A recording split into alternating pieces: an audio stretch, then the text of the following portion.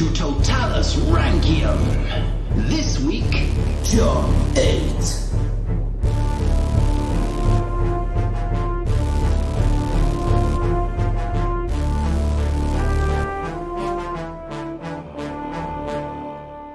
Hello and welcome to Roman Emperor Totalis Rankium. I am Jamie. And I'm Rob, and this is episode 170, the penultimate episode of Roman Emperor's Totalis Rankium, and it's John VIII. I didn't know it was penultimate, although you did say last time. Yeah. Each time that number gets smaller and smaller. We've only got one more left, Jamie. Oh. But, wow, we've got two left because we've not done John VIII yet. So we've got two. That's loads. Loads of episodes. Yeah, just really count them. Action-filled. Oh, well, they're not going to be as short as the end of the West was, that's for certain. Okay. Yes, more going on. But hey, let's just go into it, shall we? And we'll find out. Yeah. Okay, right.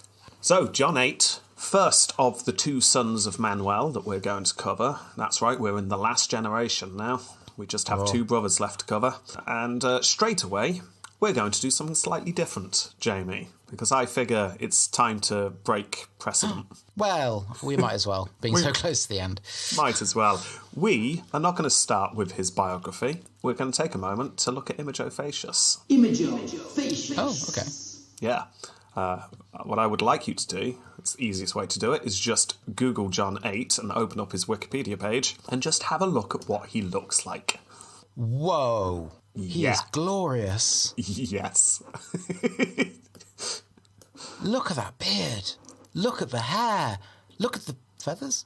Feathery hat thing. Crown. It's a big crown. Oh, it's just, oh, wow. Just wow. Look at that. The very weird sort of, the way the background just looks dreamlike, but... Well, it's like supposed to be a river, but then it goes weird and there's a tree underneath the... It's part of a much larger painting, which has lots of people in it. For reasons that we'll get into later, not long after John's death, a Renaissance painter called Gozzoli, he was in Florence and he was painting various leaders in a series of murals. And he happened to paint John VIII. It's not quite contemporary, but it's much closer than most of the images that we've used in the series so far. So this was painted not long after his death.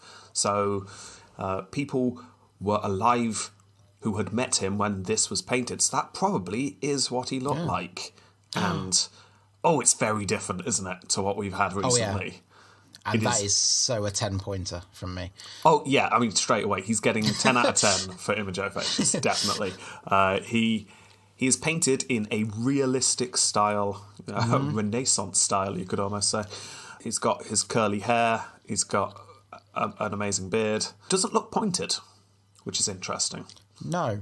Because the fashion definitely is towards pointed beards, but without giving too much away, his brother's image doesn't have points on his beard either, so it looks like beard fashion might be changing. Right, well, why did I bring this up at the start, Jamie? Why?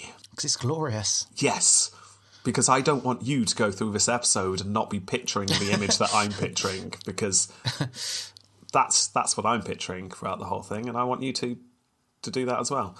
So, oh, yeah. And if you're listening and you don't have access to the internet right now, just picture a glorious picture of someone. That will do for now. Looks like it's been gilded.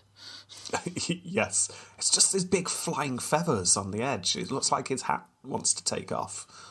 Yeah, it looks like an eagle. Yeah, it's amazing. Right, okay.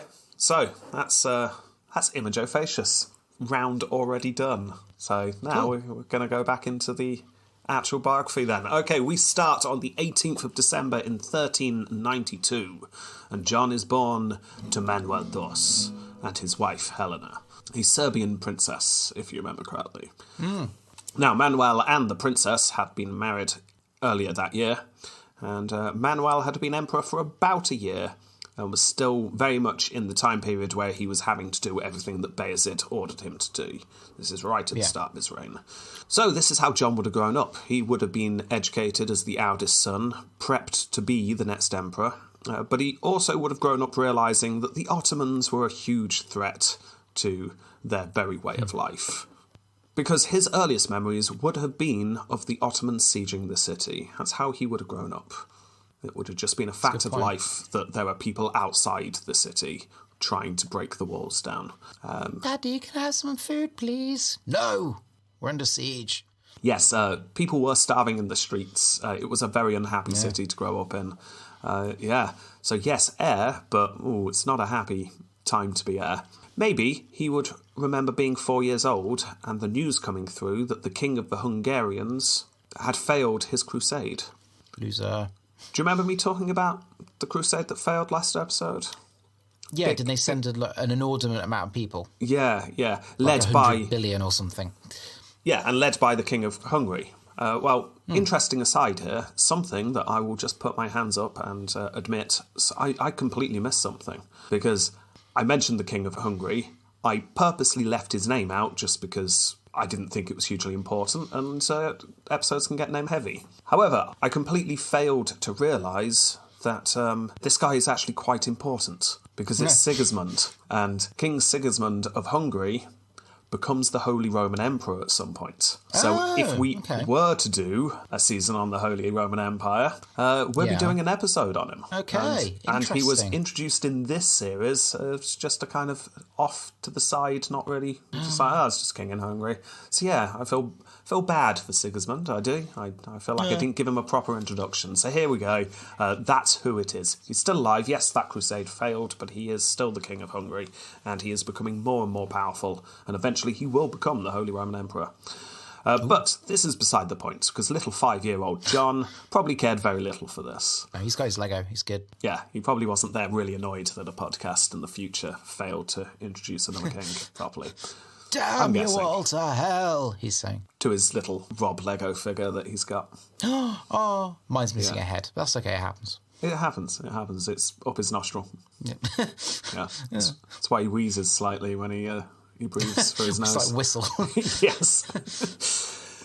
Anyway, when he's 8 years old, John and his family were taken out of Constantinople. His cousin, John VII, was being put in charge while his father went to the west and begged to aid. Remember, Manuel goes off to France and then to England, and he didn't leave his family in the capital because he didn't trust John VII. Yes, I remember that. Yes. So, instead, John, his brothers and his mother were going to go and stay with his uncle in Moria. Do you remember where Moria is? It's below Constantinople on the triangle. Yeah. But it's above that other place that's below Constantinople. No. Do you want me to get the map? It's just the very bottom tip of Greece. It's where Sparta is. I did say it's below Constantinople. Yeah, but you said it was above something, and there's nothing below. Well, it's above Africa. Yeah, but that's not on the very geographical triangle knowledge thing. Did we draw it on? Did I even draw it on here? Yeah, you've even circled it. I can see it. You've circled the bottom tip. Oh, it's not named. It's just circle says Empire in thing. Yes, because it is still, that's all they've got left. It's Moria, or the Peloponnese, as you could also say. Did they all have Scottish accents there? Like the old King of Sparta Yes, exactly, yes. You're thinking of the right place now. Yeah. Cool. So they went to stay there. They'll be safe there.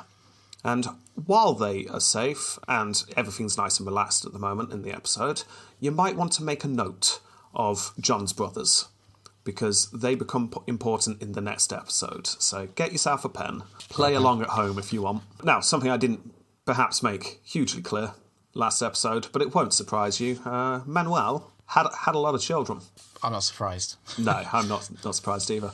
And he just walk into somewhere, they get pregnant. Yeah, exactly. So, alive right now in our point in the narrative. So, John's 8 years old. He's gone to go and stay with his uncle, and he is the eldest brother. So, write down John. He has a younger brother called Constantine.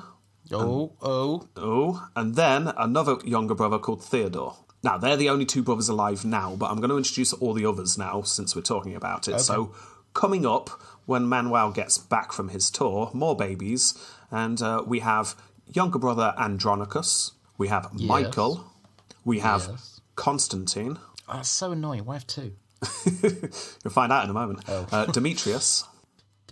Demetrius is a good name. We've not had many of those. And Thomas. Doubtful. So, 8 brothers. 8 brothers. That's going to be fine, isn't it? That's a busy Christmas. Yeah. Yeah. That's all good, isn't it? Yeah. No, that would be fine. I'm sure they all get on. Yeah, okay. Yes. Anyway, so just so you know, brothers, there's 8 of them. Just keep them in your back pocket for now, because we're going to go back to John and his story. We don't know what his time was like in Moria. Dark, I imagine, full of goblins. Balrog! He would have spent about 3 years here, taking him to about 11 years old. So he's starting to understand the world. He would have heard that Bayezid had been killed, and the siege was over. Hooray! And his father's coming home. Hooray! Daddy! So everyone's going back to the capital. Even more hooray! Fantastic. Unfortunately, though, around this time, his brother Constantine dies. Which Constantine? The one with the C or the one with the C? The Constantine that has already been born dies. So Got the it. first one. Yeah. Dead. Got it. He's dead, so cross him off your list. And also, slightly after this, his brother Michael dies. Cross him off the Michael. list. Yeah, Michael's gone. He was a solid bloke, he was. Yeah, he's gone. Michael was born and died very early. Plague. There's plague wafting through the city again. It takes 2 of them off. But plenty more brothers and sisters come along, as I've mentioned. And once his mother and father were reunited, shall we say, this is when a new child is born called Constantine, named after the dead older brother. Yeah. Oh. Constantine 11, Jamie, and for the last time ever in this series, put a box around that name. This is a moment. It is a moment, isn't it?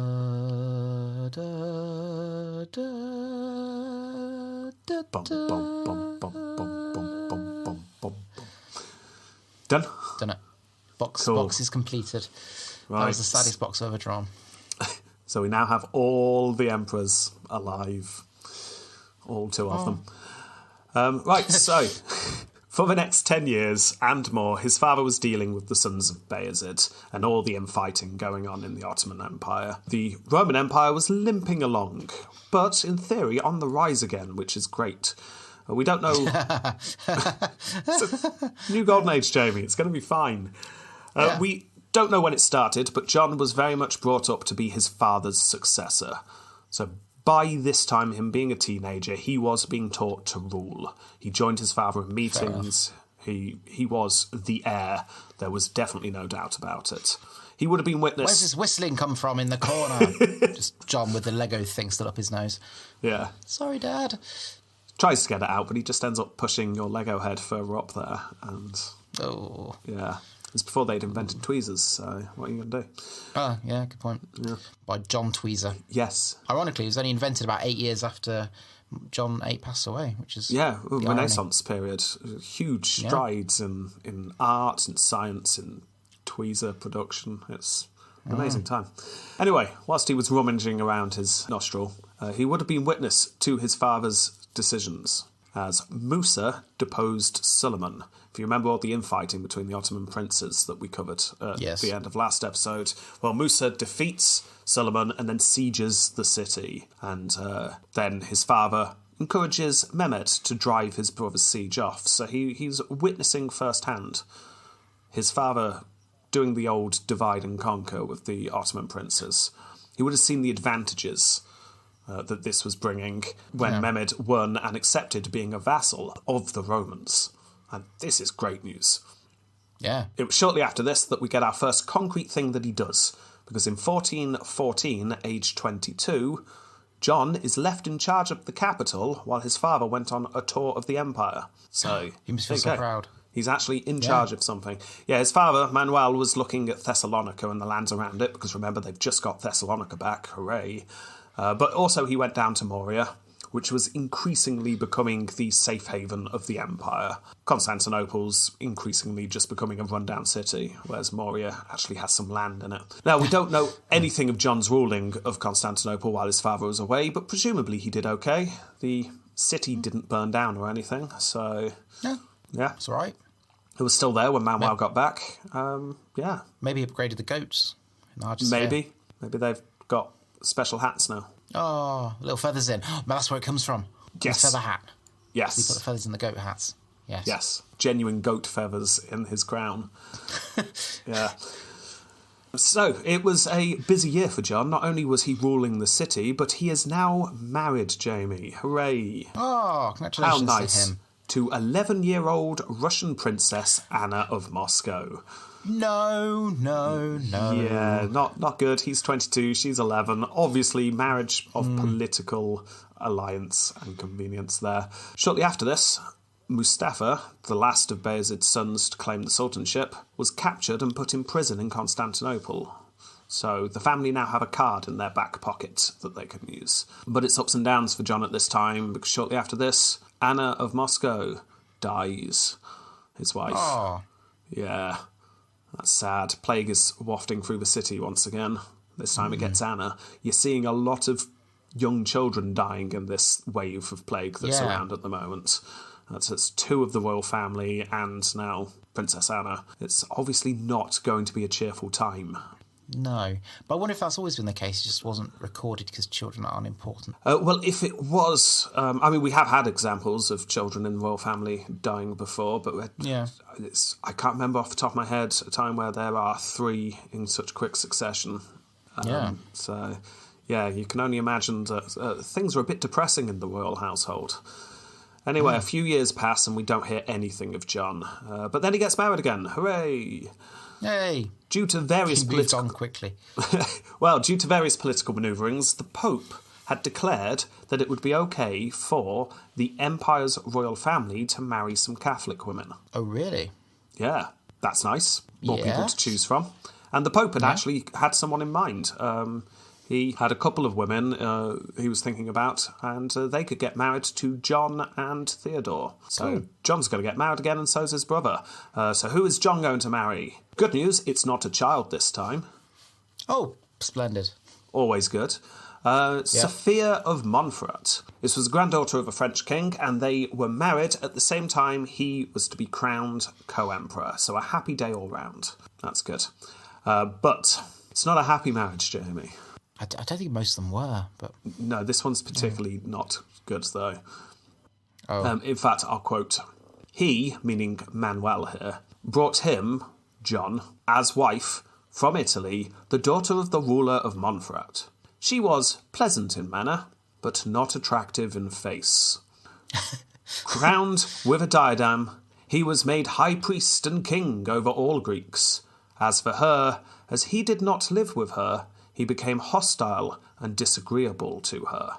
That's one source. Another source says, Emperor John, however, was not pleased with his wife. The young woman was extremely well-proportioned in body. Her neck was shapely, her hair blondish, with braids flowing down to her ankles like glimmering golden streams. But her face and lips, the condition of her nose, and the arrangement of her eyes and eyebrows were... extremely unpleasant. When Emperor John saw how she looked, therefore, he had no sexual relations with her, nor did he even sleep with her. Consequently, she lived alone in one of the apartments of the palace. Oh, that's sad. It's really sad, isn't it? Poor Sophia was just shunned immediately because she wasn't a looker. Yeah. This is like the Henry VIII and Cleese thing, isn't it? Very much reminded of that. Oh, repulsive! Burn it with fire! I'm standing here. Yeah, it's just a really sad tale. That is. Yeah, poor Sophia spent her time in a wing of the palace, not having anything to do with the rest of the family. She eventually flees back to France, and the Romans just kind of pretend that wedding never happened. What wedding? Exactly. Yeah. So, yeah. Anyway, we'll leave poor Sophia running back to France, weeping probably, and we will stay with her devoted and loving husband John, shall we? Because John has other things on his mind. Because being crowned co-emperor may have been ceremonial. He weren't, in this day and age, actually co-emperor, you were heir. But actually, in this case... being co-emperor meant more than being heir, because his father Manuel is now 71, and he is starting to decline. Yes. So John has many supporters by this time. He's in his early 30s, and he starts to disagree with his father's policies. I think we should know. No, my turn now, Dad. You're just too cool. Go and strum your guitar in the corner. I want to go. Si, monsieur. Yes, my son. Stop talking like that.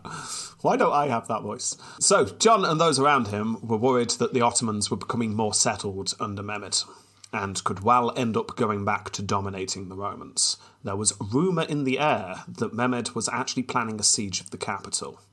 So unless they do something about him soon, this could go back to the days of when he was a child and the Ottomans utterly dominated everything. Now, John had seen how successful his father's earlier policies were of keeping the Ottomans infighting. It had worked, and he wanted to carry on this policy.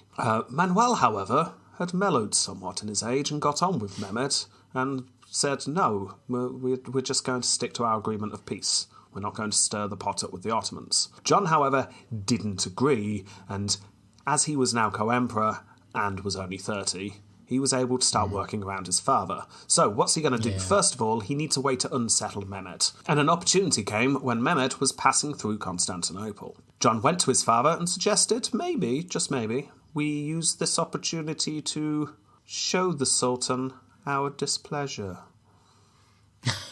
To make the problem disappear. Yes, exactly.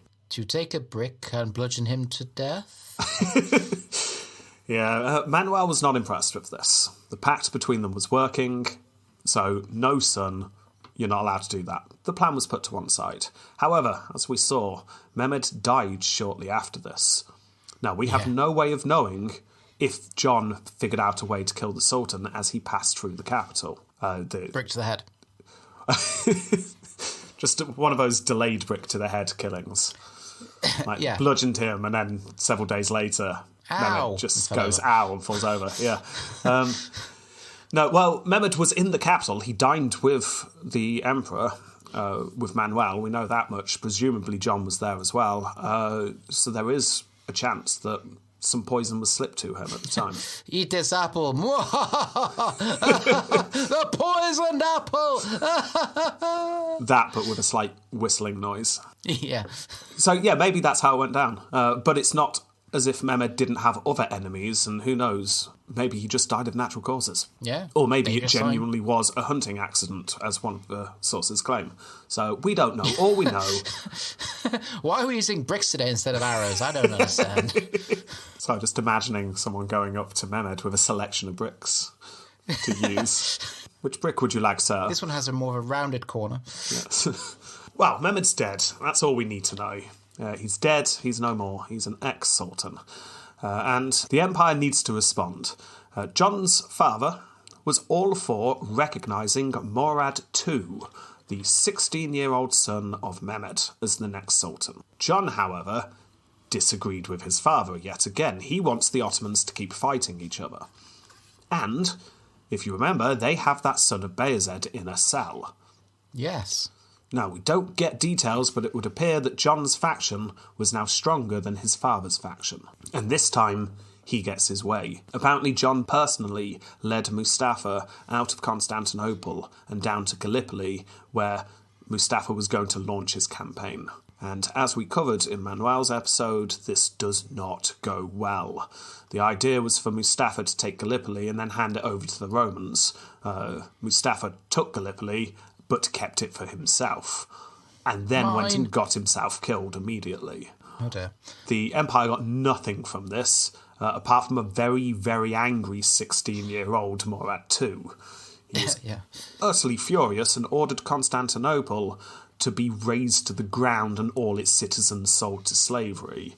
This was, let's wipe it off the map kind of time. So the siege began, and as covered, this was a serious one. But it was lifted, remember, when Manuel wrote to several people in the Ottoman court and managed to stir up some trouble. However, I missed an important part out last week because it was more strongly linked to John, and so I didn't include it. Because after 2.5 months of the siege, John led a force out of the walls of the city. Oh. So this is John leading troops. You might want to make a note of that. He'll be able to actually get some points. We get very few details, but John wins. Hooray. Oh. Yeah, and managed to push the Ottomans back. Now, it wasn't enough to lift the siege, but it was enough to convince Murad that the Romans were strong enough to defend themselves. And when Manuel's letter started to cause trouble internally in the Ottoman Empire, Murad decided to lift the siege. So, we gave... So a combination of both. Yeah, we gave Manuel credit for his political manoeuvring to lift the siege. I think we need to give John credit for his militarily pushing back and getting the siege lifted. So well done, John, there. He's led some troops. And it's shortly after this that John's father has his stroke and was left paralysed and unable to speak. Oh. So John took over ruling even more so. He is now essentially the sole ruler. Murad too soon sorted out the internal problems and decided to take out some good old-fashioned revenge on the rest of the empire. He decided not to go back to Constantinople. It's like, let's go and teach the rest of the Romans who's boss, and then I'll come and siege the capital. Let's go to Moria then. Essentially. John realised he needed help urgently, so again he looked to his father for an example. You really get the impression that John admired his father a lot and really wanted to just lead like his father did, despite their disagreements towards the end. His father travelled west for aid. He went on his tour, didn't he? He went to Paris, he went to London. So that's what he would do as well, thought John. So in 1423, he sets off. He chooses one of his younger brothers to just look after the place while he's gone. So have a look at your list. Who's still alive? Andronicus, Demetrius, Thomas, Theodore.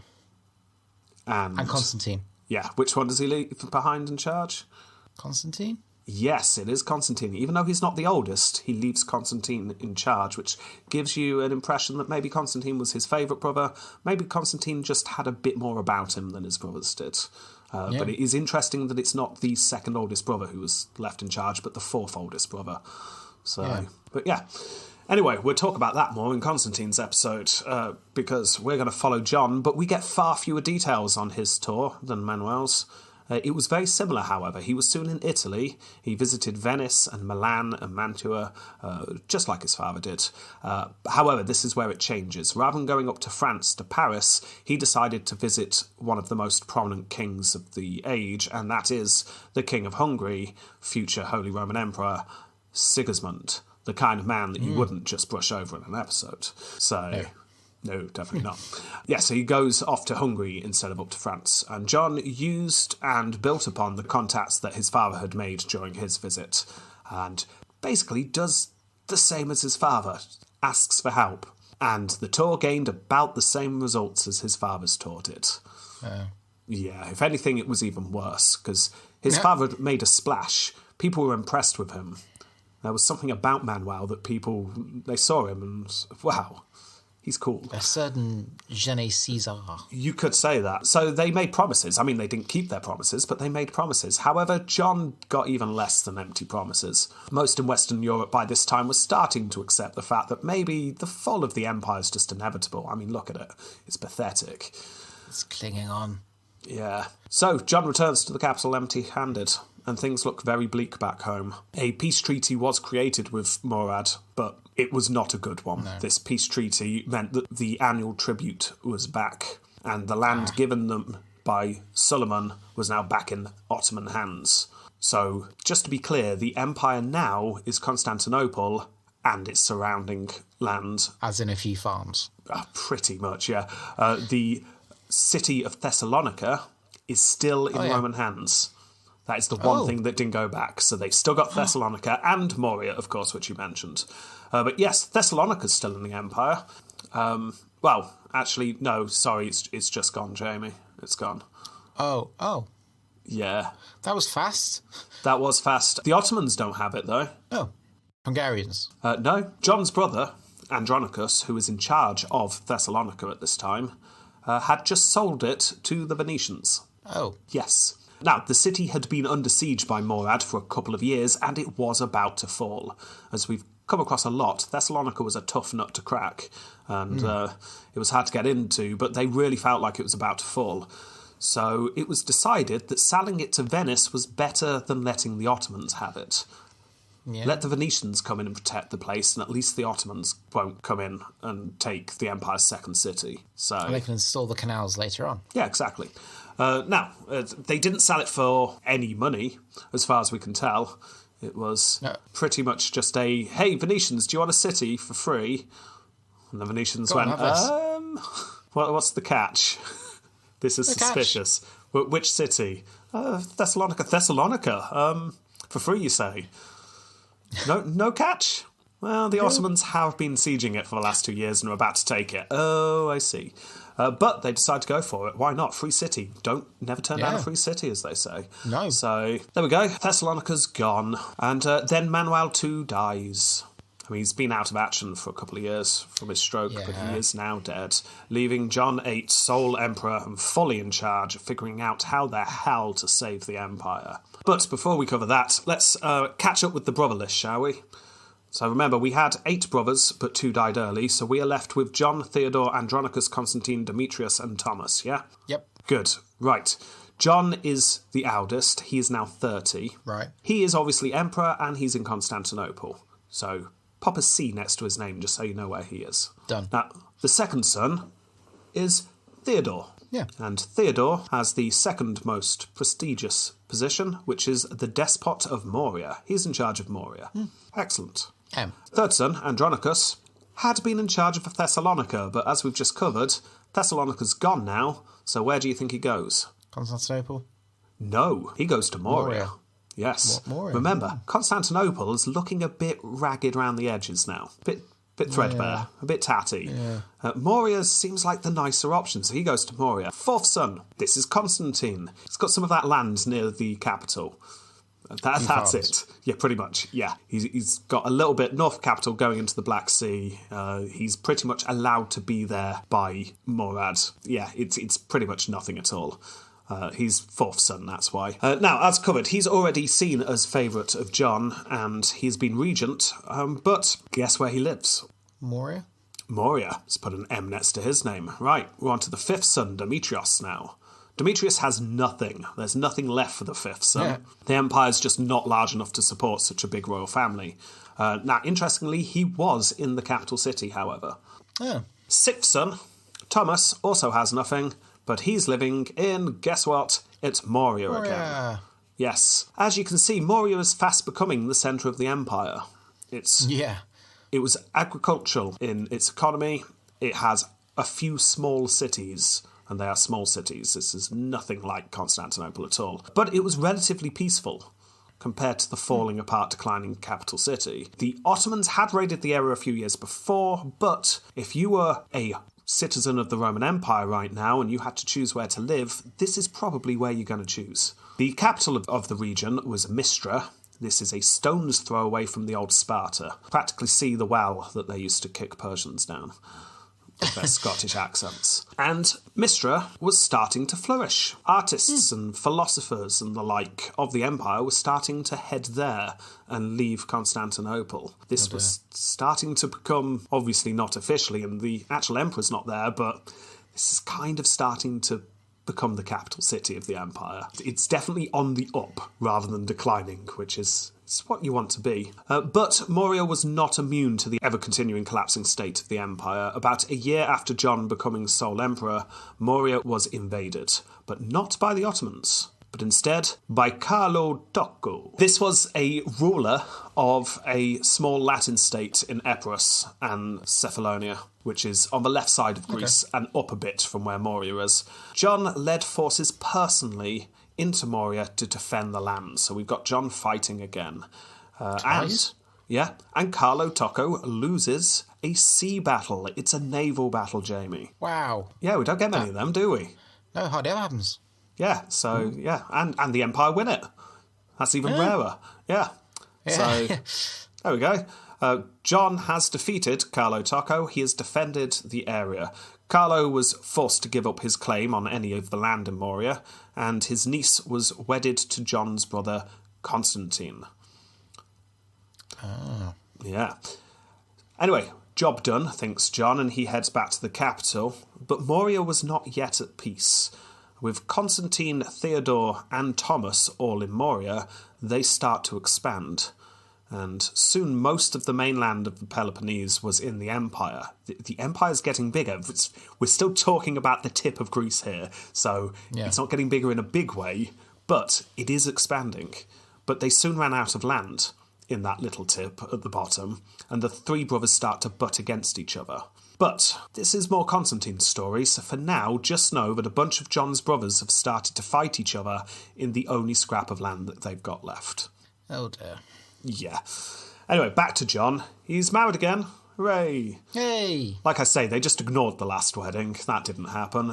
This time, he is married to Maria of Trebizond. Oh, could you imagine how nervous he was during the ceremony?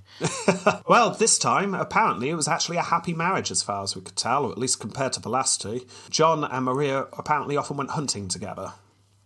So that is what I'm basing the fact that it was a happy marriage on. That's about all we've got. Unless he used her as the prey. Oh, yeah, no, that's a good point. Run. Let's hope. Let's hope not. Evidence that it wasn't a happy marriage. The two of them never had any children, but that is flimsy evidence. It's evidence that has been used before, because there are many reasons why people don't have children. So who knows?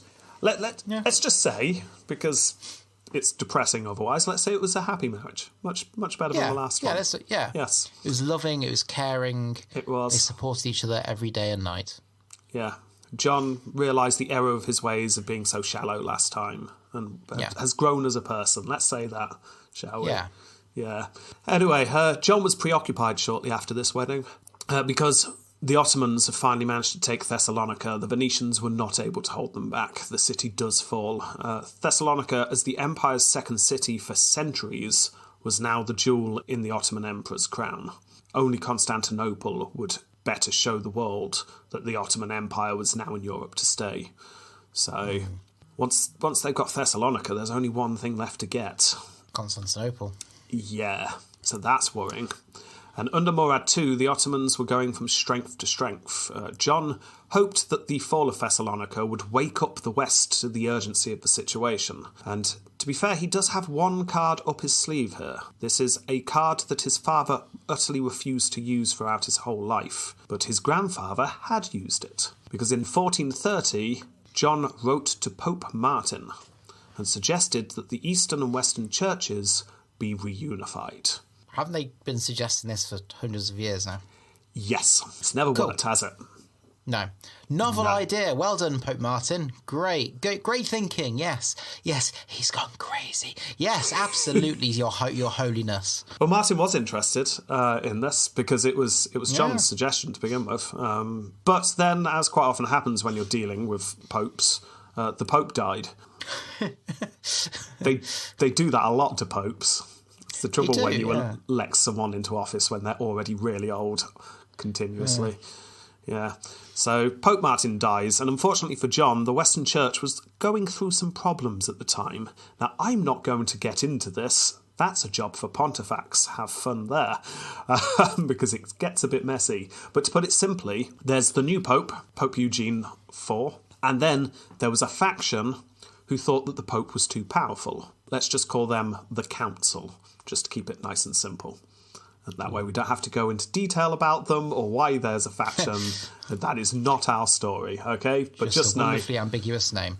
Yes, it is just the Council, and they are not happy with the Pope right now. That's all you need to know. To be fair, it's probably about as much as John knew at the time, so we'll say that. Anyway, the Council were sympathetic to the Eastern Orthodox Church.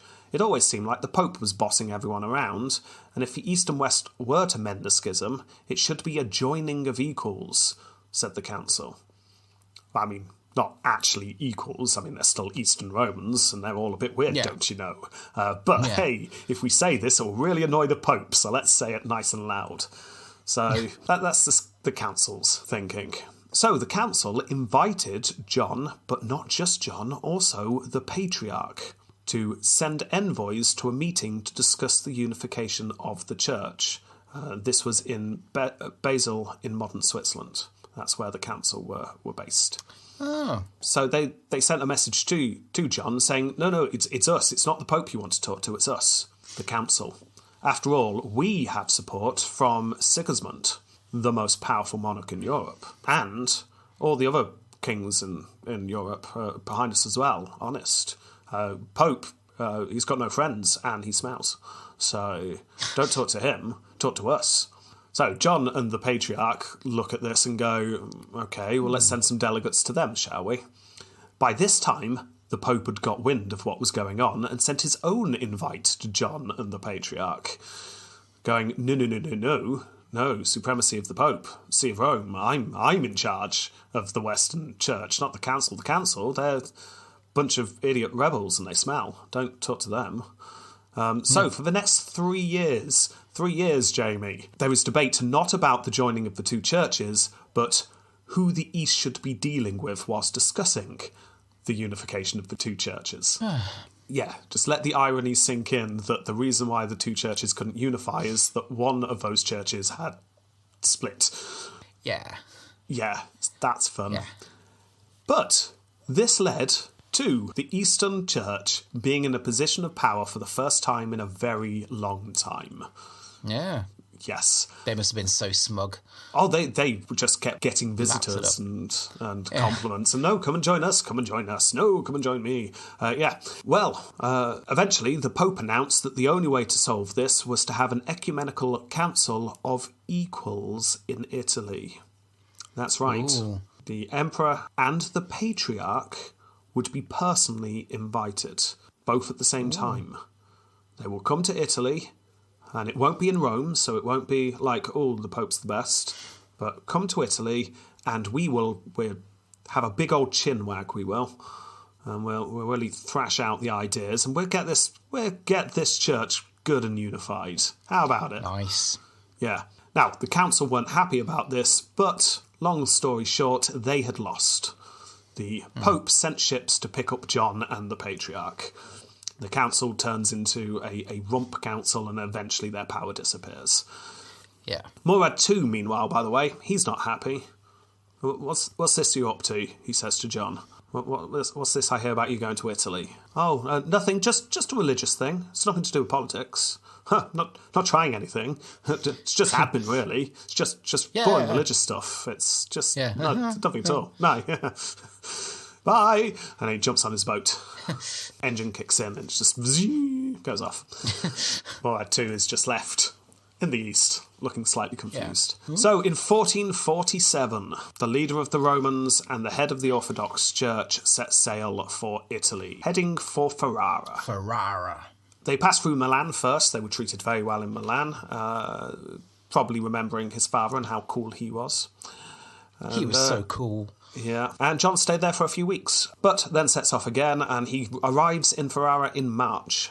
And it was pouring with rain when he arrived, which really put a dampener on things. He was expecting cheering crowds and lots of pomp and ceremony, and it was just wet. We were 10 years away for Henry VII being born. Yeah, it's... He was born in 1457, just saying. Yeah, it's what we should do at some point in the next episode, the last episode, is figure out who is alive, who's famous. Yeah. Yeah, we're not far from Da Vinci being born, I know that much. Yeah, and Dracula. Really? A bit further away from Dracula, but yeah, close. This is very cool. Sorry, continue. Remind me, and we'll have a, oh, look who's nearly alive thing at some point in the next episode. Yeah, okay. Anyway, that's probably what everyone was doing in Ferrara on that wet Sunday afternoon that the Emperor turned up. Rather than celebrating, they were all just inside their houses staying dry, playing Guess Who's Nearly Alive. Yeah. Anyway, he meets with the Pope and was set up in some grand lodgings. But then there was a problem because, obviously, they know how to put on a show back then, and the Emperor and the Patriarch didn't arrive at the same time. That's silly. Why have one celebration of someone's arrival when you can have two? So the Patriarch had deliberately stayed back and was planning to arrive 2 days later, so there could be another celebration. Jousting competition, you mean? That's all they did back then. Oh yes, definitely. All jousting. But there's a problem, because it has been decided that the Patriarch, obviously, just as everyone else, would enter the city, meet the Pope, bow down, and kiss the Pope's foot. Ooh. Yeah, I mean, this is just what everyone does, because no one's above God, and the Pope is God's voice on earth. So, yeah. So, that's fine for John VIII to do that. Yes, he's the Emperor of the Romans, but this is a problem, because the Patriarch, in the East's mind, is just as important as the Pope. They are equals. I mean, not really equals. The Pope's an idiot, and the Patriarch's actually secretly better. We all know this.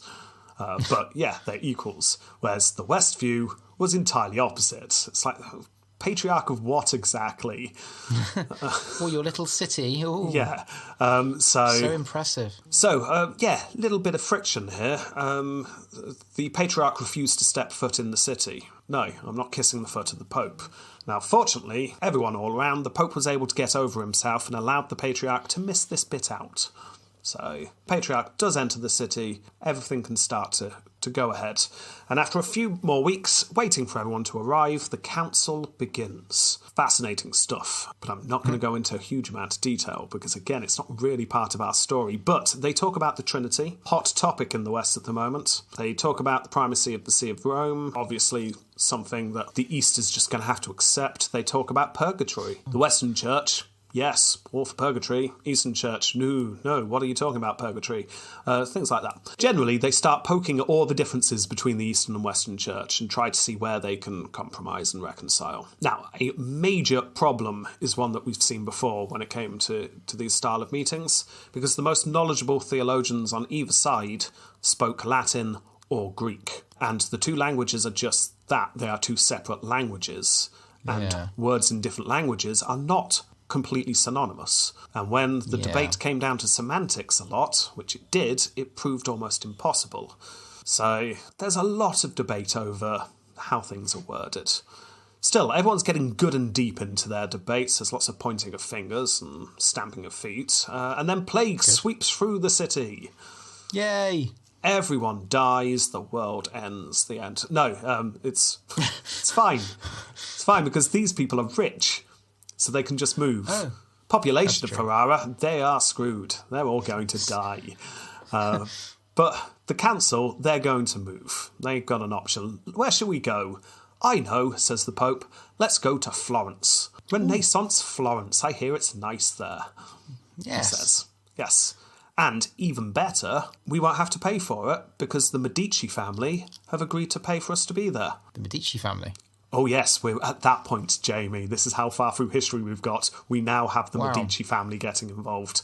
And they said, of course, come to Florence and we will pay for you all to be here and live like kings. You are kings. And everyone went, oh, that's great. That's really, really kind of you, Medici family. Any stipulations on this? Any conditions? Oh, yes, we will have to pay you a lot of money back in the future. Right, okay. And now the Pope owes you one, and this is actually you just gathering power to yourselves on your way to becoming the most powerful family in Italy. I see, got you. But still, off to Florence they go. Once set up in Florence, they all got there, they all opened their bags and got all their notes out from the meetings, and someone checked to see what progress they'd made over the last several months. So, let's read out what we've all agreed on so far. I can only assume a clerk stood up and cleared his throat and said, well, it's all agreed from everyone that the Holy Spirit is a thing. And then he shut the book and sat down. Right, okay. We've not made a lot of progress then, have we? No, not really. The council had become stuck debating the Trinity, because they were debating whether the Spirit came through the Son or from the Son. But still the same thing. Either way, it's coming from him. Even if it goes through him, it's going from him. Well, don't forget, we are talking about this in English. Oh, yeah. They were debating this in Latin and Greek. Yeah. Words are not synonymous. Oh. That said, believe me, there were people at the time saying exactly what you're saying just now. there is evidence of people going, my God, this is silly, isn't it? I can't believe that it's come down to debating over such a small detail. There was a lot of people getting frustrated at it being such a small thing that was holding everyone up. I can only assume that a lot of people were being rugby tackled to the ground a lot as soon as they started mentioning the Holy Ghost. Anyway, you'll be pleased to know it took a year in Florence, but it was finally decided that through the sun was fine. Oh, okay. Because it means the same thing. Clerk stood up again and ceremoniously wrote a second thing that they now all agree on. And took great effort in that full stop. We're making lots of progress. It appears that it was actually, and you'll be shocked to learn this, more political than theological, the reason why they were debating such a small thing for so long. Neither church wanted to be the one that backed down. The West thought themselves as the obvious leader of the two churches. They were the more powerful. And we are allowing you to come back into the one true church, is how they pretty much saw it. The East saw it as two equal churches being unified, and deep in their hearts they also realise that they are the smaller, weaker of the churches, and they just didn't want to be bullied. So a lot of people didn't care whether it was through or for the sun, but they were politically honour bound to not back down. So, eventually more arguments were had. A huge period of time dedicated to whether the bread that they used in the services, the whole body of Christ thing, can that be leavened bread or not? Do we want a nice bloomer, or does it need to be flatbread? This obviously is... Yeah, you just hear lots of groans and someone rugby tackles that guy to the ground, but it's too late. He said it now. Yeah. Stood up and said, about the bread. No, stop him, stop! Oh, God. Damn it. But eventually, Jamie, you'll be pleased to know, eventually, after months and months of debate over these things, the Articles of a Union were drawn up. Yeah. Now, the Patriarch from Constantinople had died during these meetings. That's how boring they became. But he had seen enough of the Articles to give it his blessing on his deathbed. It's like, yeah, finish that off, I agree with it. So the Patriarch gave his blessing. The Pope gave his blessing. He agreed with it. And then so did all the bishops and all the other important people, including Emperor John VIII. There was one bishop from the East who refused to sign it, though. This was Mark Eugenikos. He just went, no, don't like this. We're giving too much power to the Western Church, and they're a bunch of heathens. So, no, I refuse to sign. But he was all alone. He was just the one dissenting voice. Everyone else was happy, and huge celebrations would be had. They were finally allowed to leave that room. It was fantastic. Been in here for 14 years. Well, a good couple of years is how long they spent, because it was 1439 that the two churches unify. And that is why, Jamie, you don't get an Eastern Orthodox church anymore. The schism has ended. Ah, so it's completely gone. Yes, completely gone. Wow. One universal church, or something. I mean, I'm assuming that's what happens. Yeah, probably. Probably. I didn't look into it. But, I mean, it's unified now, so surely it's still unified now. Anyway, job done. One unified church. John takes his time getting home. He goes via Venice once more. He basically enjoys his victory. Yes. He swaggered his horse swaggered all the way back. Yeah, exactly. He's quite happy because now that the church was won, that meant that all of the West were honour bound to defend Constantinople against the Ottomans. So, I mean, the Turks were scary, but surely now, with the might of a unified West behind them, they'll be able to push the Turks back. Surely. Yeah? Excellent. Yeah. So, John's quite happy about this. And he arrives home about a year later, but it is not a happy return, because he found out once he entered the city that his wife had died 3 weeks earlier. No, his lovely wife, who he loved, lovely and they wife, loved each other. And... most likely plague again. There's a lot of it going around. Yeah. Not the only thing troubling John, however, because he had noticed, like, once he'd arrived home at the city, that there wasn't much bunting up. And the streets were conspicuous with their lack of cheering crowds. In fact, you could argue that the reception that he'd received was somewhat icy. Just lots of... Oh, it's you. Yeah. Lots of poor Hi. people just staring at him and like slamming a closed fist into an open hand over and over again as he walked past. One or two people stroking their fingers across their neck. Yeah, that pointing kind at of him on his horse. Yeah. Yeah, he just got a feeling that the city weren't happy with him. Yeah. So he does a bit of research. He tries to figure out what's the problem. It would appear that he and almost all who had gone with him to the west had been caught up in a kind of bubble of optimism for the Union that simply did not exist back home. In fact, the only person who got a good reception was Mark Eugenikos, who went from being the sole dissenting voice to man of the people, saviour of our religion. He's the only person who tried to save our church. The rest are traitors. So that's not good. To make matters worse, John needs to find a new patriarch, because the patriarch died in Italy. I mean, that doesn't look good, does it? John That took doesn't the look leader good. of the church to Italy.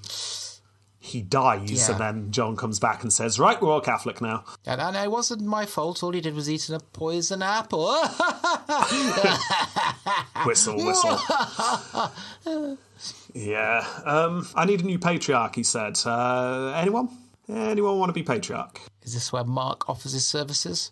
No, because he needs someone who is pro-union to be patriarch.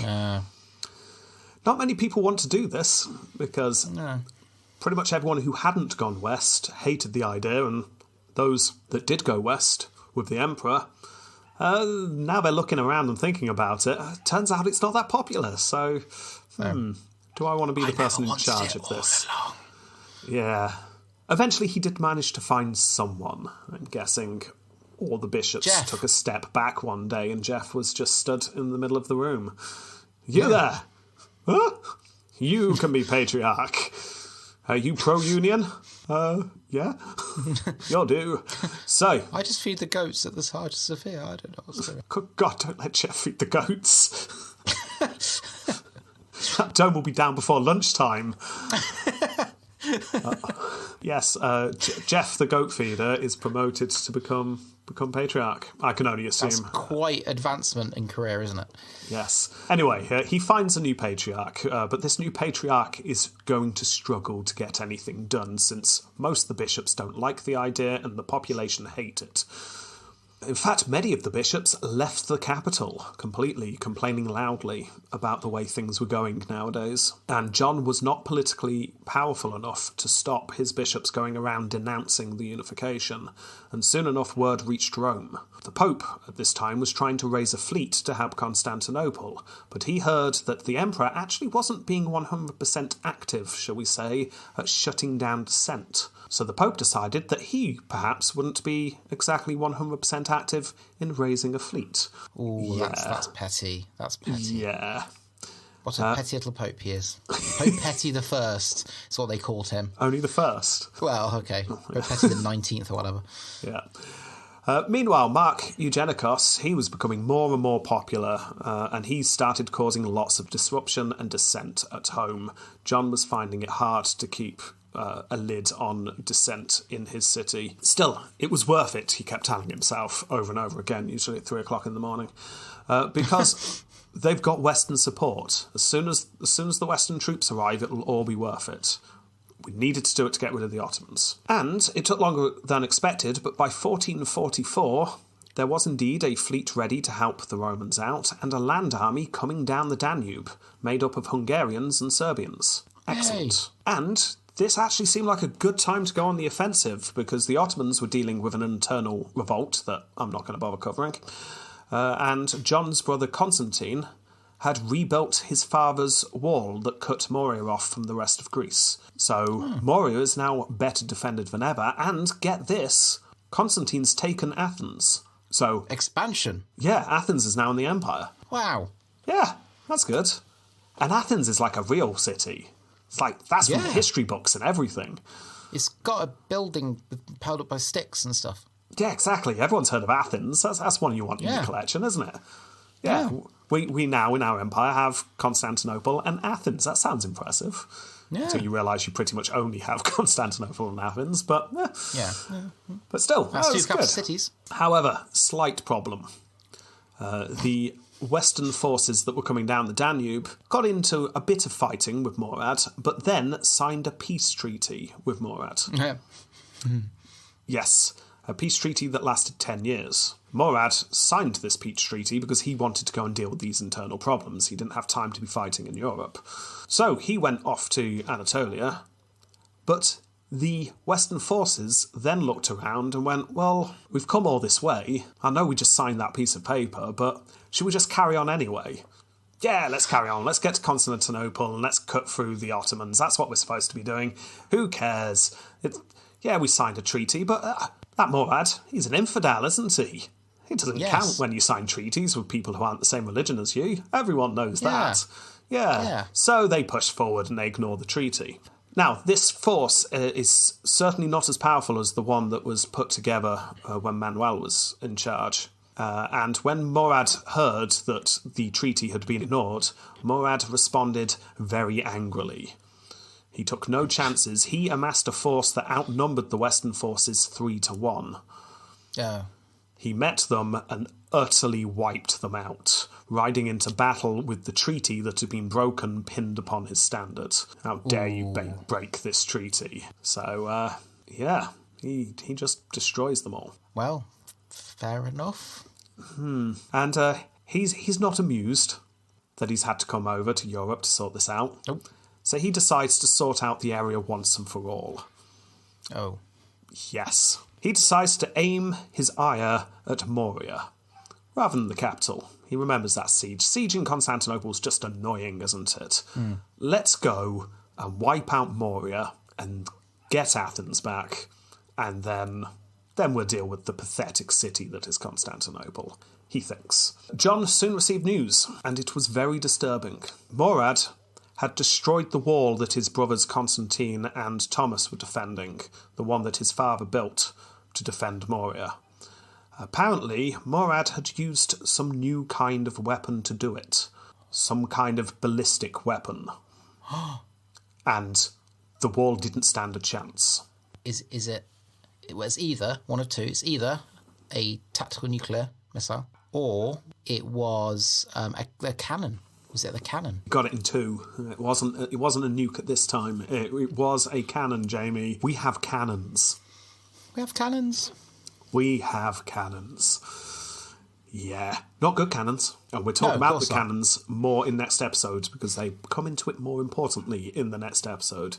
I can imagine they do.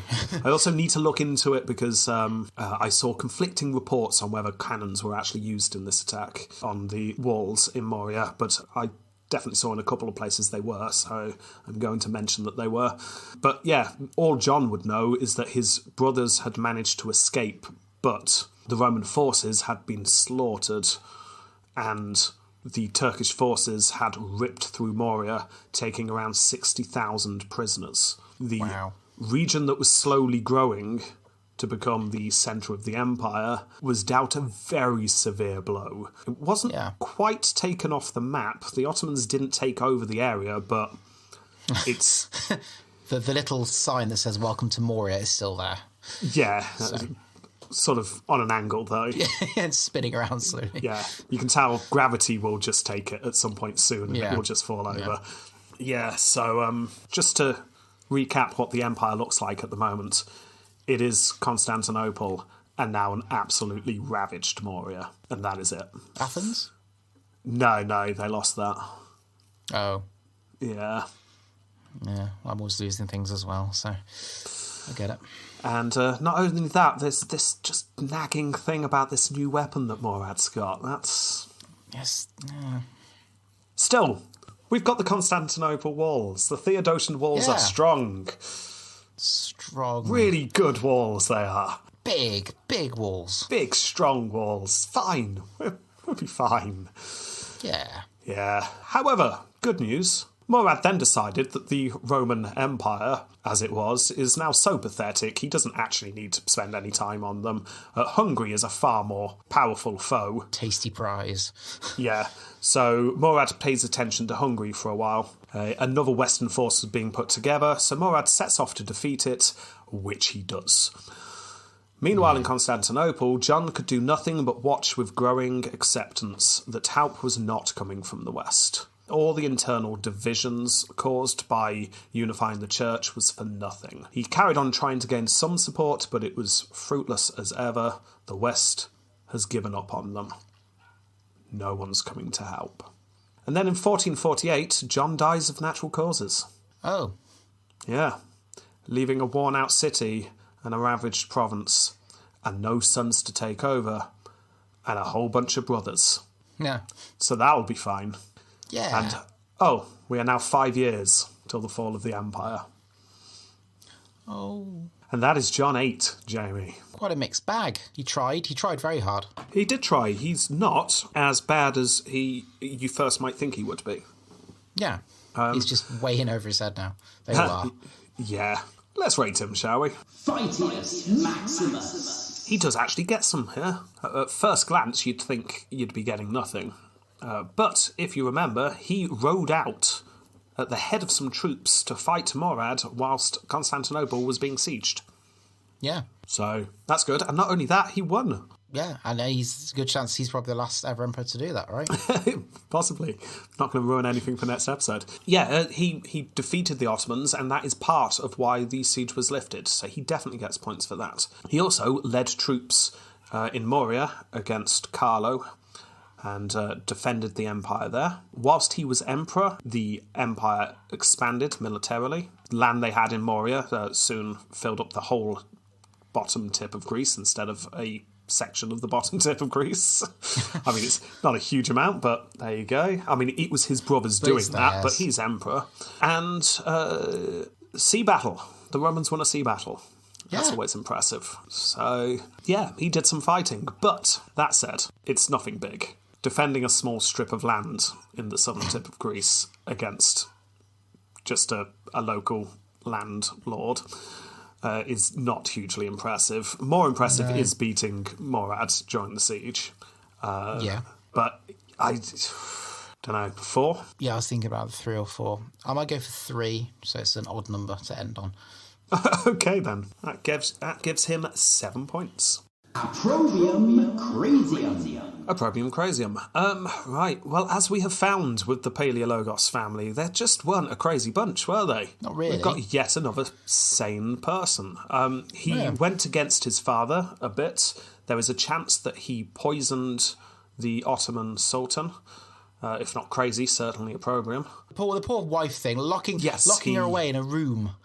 And then he ignoring... didn't lock her away, she locked herself away and then went back to France. But yes, she was socially ostracised. Oh, how about trying to recombine the West and the East Empire? Yes, this is what I was going to say. He did cause a lot of opprobrium in his own empire because he annoyed pretty much everyone by bowing to the West. So, yes, absolutely right. I'm going to give him 3 points for doing that. Because that's a big one. Yeah. So that is 3. So from you as well, that is 6 for this round. Successus Ultimus. Successus. How successful was he? I mean, it's not as bad as you'd think. Isn't it? You could argue it had territories before, but he got rid of Thessalonica. Moria's been destroyed. He had Athens, it was gone. He now literally just has the walls that he's protected in. It's the smallest it's ever been. That's not successful. No, when I say it's better than you might think, I just mean it's not necessarily automatically a 0. You might eke out 8 points. That's what I was thinking. Yeah. Because you could argue that he successfully politically got support from the West. Just about. From the Pope, you mean? Yeah, he and other people obviously were involved, but he was a major part of ending the schism between the Western and the Eastern churches. Now, you might be wondering, why is there still a Western and Eastern church to this day? Obviously, this doesn't stick. But we're about 40 years before Martin Luther's born as well, just as for the West. We are looking at this with hindsight. If the church did unify and this treaty stuck, then we'd be looking at this as huge. and we'd be giving him lots of points. And it's hardly his fault that the whole thing falls apart. But essentially, when Constantinople falls, the whole idea is gone. There's no appetite for it anymore. So the churches don't unify. That's the simple version of it. So, yeah, the unification doesn't really work. But he did get, technically, the churches to unify for a while. Yeah, it was a biggie. So does he deserve some points for that? Well, no, because it wasn't successful for his people. But he successfully hated it. He got forces to come and help defend the empire. They failed, though, didn't they? Yeah, they didn't. Failed. They didn't successfully defend anything. No, but They he just tried. pissed off Morad. He did do. He successfully annoyed Morad a lot. Yeah, he's very successful at that. So does he deserve a point, is what I'm saying. But not just bowing down and giving up immediately. How about 1 point for effort? Yeah, and when I say that, I mean, shall one of us give him 1 point for effort and the other one give him 0? Yeah. Okay, who wants to give him the point? Shall I give it to him? I'm not giving him a point. Right, I'll give him 1 then. You give him 0. right. 1 for success as Ultimus. Imago-facious. Right, and we've done this round. Full marks. Yeah, 4-5. Full 5 because, did you imagine him looking the way he did all the way through? No. Did you forget to do that? Yeah, Yeah. I kind of did, actually. Yeah. Yeah, no, I kind of forgot to do it. I think I would have been more favourable to him. I'll listen back to this episode, then I'll imagine it. Yeah, okay. Anyway, full marks, because, wow, what an amazing image. Yeah, good luck with that on the card. Arguably the best image of all of the series. Tempo completo. So, how long do you think he lasts? Oh, it's probably about 20-odd years or so. 23 years. 4 months and 10 days. We're going to call it 23 years. A good chunky reign at the end there. Yeah. Very unusual, dying empire. Yes, and he wasn't a puppet. Yes. Yeah, he was genuinely ruling in his own right, and he managed to do it for 23 years. I mean, that's quite impressive. Yeah. I feel better about giving him that 1 for successors now. Yeah. He kept things ticking over. But what does that for his score? 2.9. Sorry, no. We go to 2 decimal places. You would have thought after 170 episodes I'll have got this. 2.88. Okay. Okay, do we have a final score? Yes. Excellent. So tempted not to ask you. Fine, I give in. What is it? What is his score? I'm glad you asked. His score is 21.88. 21.88. Not bad for second to last Emperor. Everything's falling apart. If we compare these to the emperors in the West ones, yeah, this is unbelievable. Yeah, they're really not doing as bad as I thought they were going to. But we got a question. Do they have a certain je ne sais Just no. No, there's no reason to give John it, is there? Not even for portrait. I mean, the portrait alone, to me. Very good point. Yes, no, there is a reason to give it to him. It's just not good enough. But at least there is a reason. Yeah, he has a damn good portrait. But can you see now why there was that painting of him by a Renaissance painter? He was in Florence talking about things. Yeah, so that's why. Yeah, so I mean, it's good painting, but it's not je ne sais worthy on its own. So that is a no for John VIII and Jamie. That means there's only 1 episode left. Wow. Yeah. 1 biographical episode left. Just to make it clear, good point to our listeners. We obviously have our rounds at the end, so there will be more episodes after Constantine. But also to make it clear, I have almost definitely decided that even if we do choose Holy Roman Emperors for the next season, which we haven't decided upon yet, it will be a new podcast. It won't be season 3 of the Roman Emperors. It will be Totalis Rankium, Holy Roman Emperors.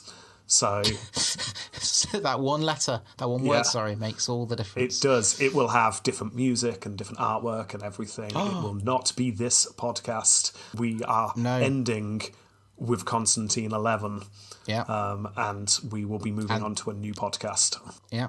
And Sound Guy's his contract was only for these 2 anyway. So yeah, we're going to have to renegotiate a contract with him if we want him to stick around.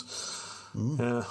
I mean, he's tied into the American ones still, so we could trick him into saying some other names. We could pretend Charlemagne was actually an American president, maybe. Anyway, this is an off-air conversation, Jamie. We're talking about employment rights of Sound Guy, and not everyone needs to hear about this. So no. One episode left. Only one. So all that needs to be said today is bad luck, John. Let's hope your brother's better. And thank you very much for listening. Goodbye. Goodbye.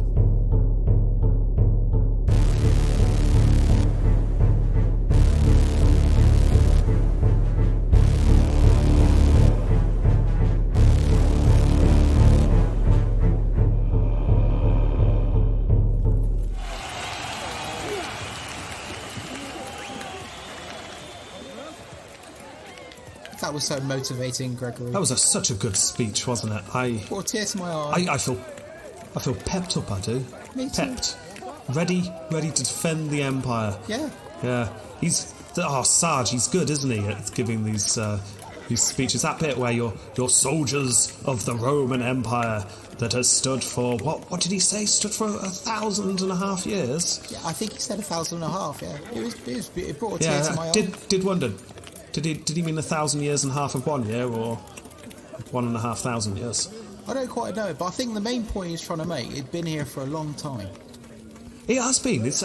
And that bit where he said, and it's not going anywhere. Yeah. Oh.